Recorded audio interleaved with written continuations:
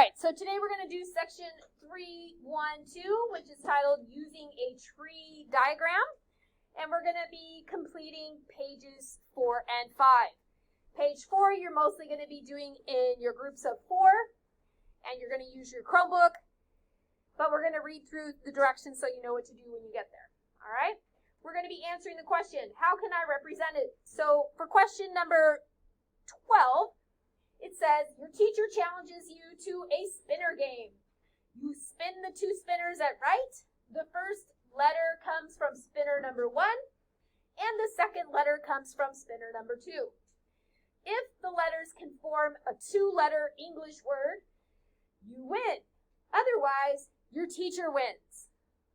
Test your ideas with your spinner tool. So you're going to go on to your ebook, click on the blue hyperlink, and spin it at least 10 times and write down and answer these questions. Are the outcomes of spinner number 2 independent of spinner number 1? For part B, you're going to make a probability area model of the sample space and calculate the probability that you will win this game. So across the top, you're going to do the letter choices from spinner number 1. You had an I, a U, and an A. Oh, can't see it. Right. We had an I, a U, and an A. So you can write it as a percent or a fraction. And then along the left-hand side, you're going to do the letter choices for spinner number 2, which were T and F. Do they look like they have the same chance? No. So you're going to have to write a different fraction or a different percent for each of them.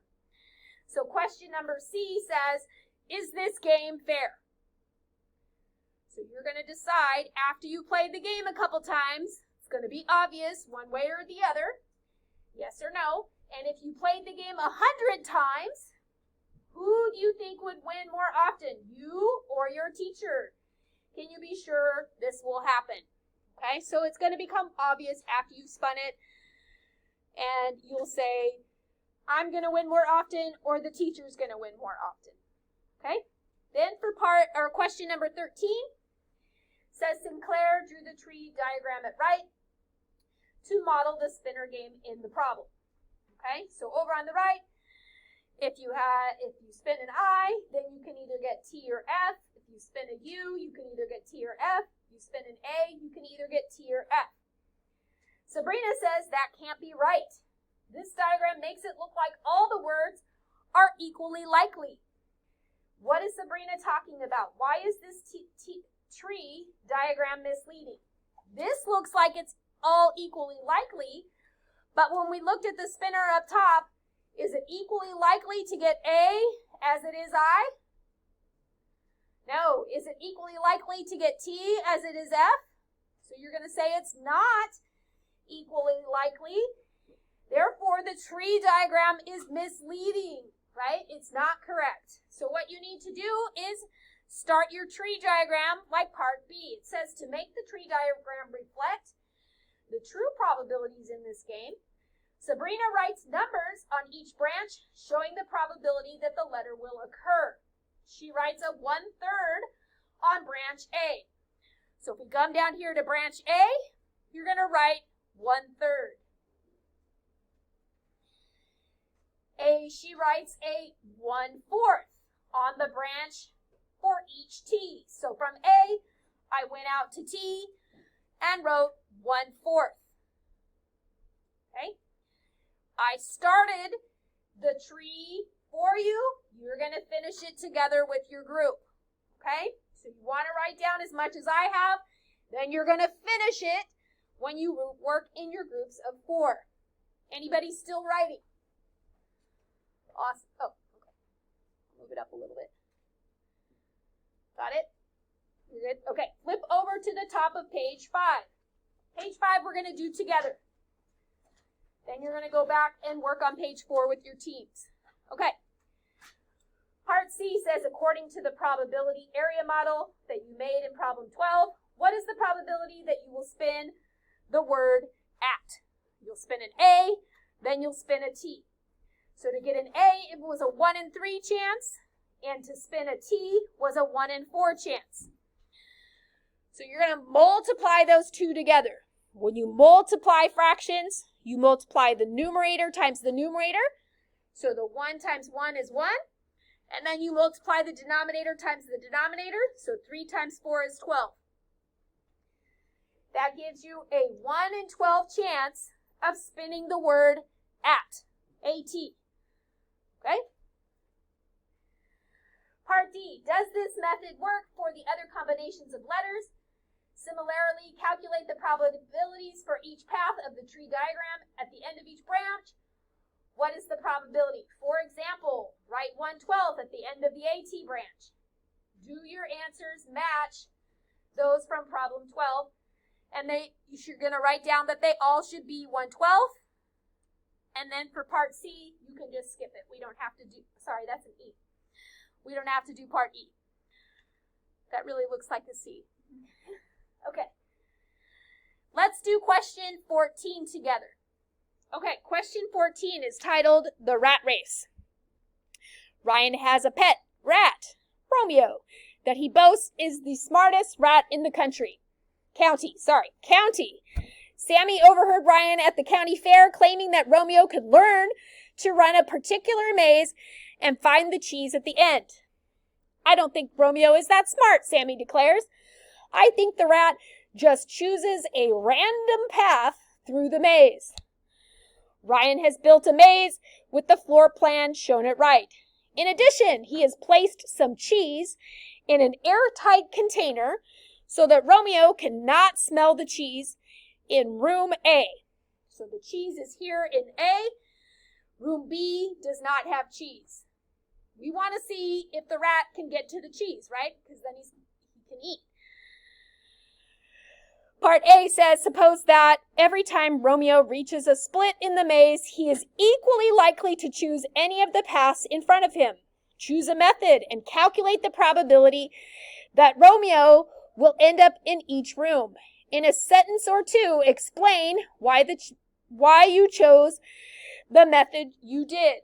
So you're going to look at the maze and you're going to see, here's your rat, Romeo. When he gets here, he has 3 choices, the top one, the middle one, or the bottom one. So each of them is 1/3, 1/3, 1/3. If he takes the top route, he then has 3 more choices. So 1/3, 1/3, 1/3. If he takes the bottom route, he has 2 choices. So 1/2 and 1/2. So this rat is running around. He's going to choose one path or the other when he gets to the different intersections. Okay? Part B says, if the rat moves through the maze randomly out of 100 attempts, how many times would you expect Romeo to end up in room A? How many times would you expect him to end up in room B? Okay? So out of 100 times, what are the chances that Romeo is going to make it here to A so he can get his cheese?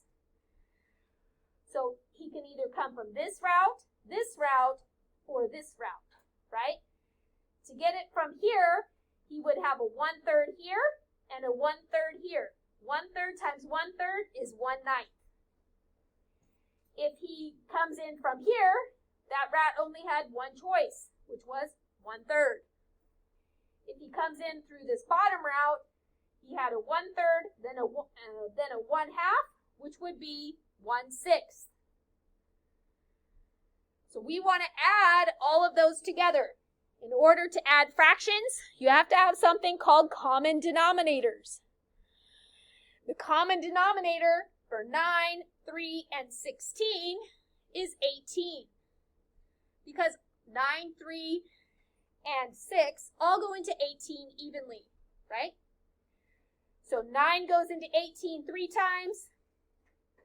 9 goes into 18 twice. So it's 2 out of 18. 3 goes into 18 3 times. So it's 3 out of 18.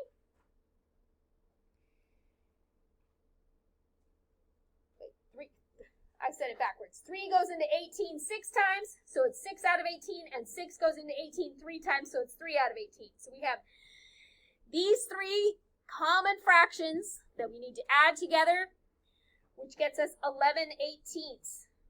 Yesterday you learned how to do this on your calculator, so you take your calculator and you divide the numerator divided by the denominator. 11 divided by 18 gets you the decimal of 0.61. You multiply that by 100 and you get 61%. So out of 100 times that he puts the rat in there, he's probably going to get to the cheese 61 times. That's what you would expect, right? So how many times would he not get to the cheese and end up in the other part?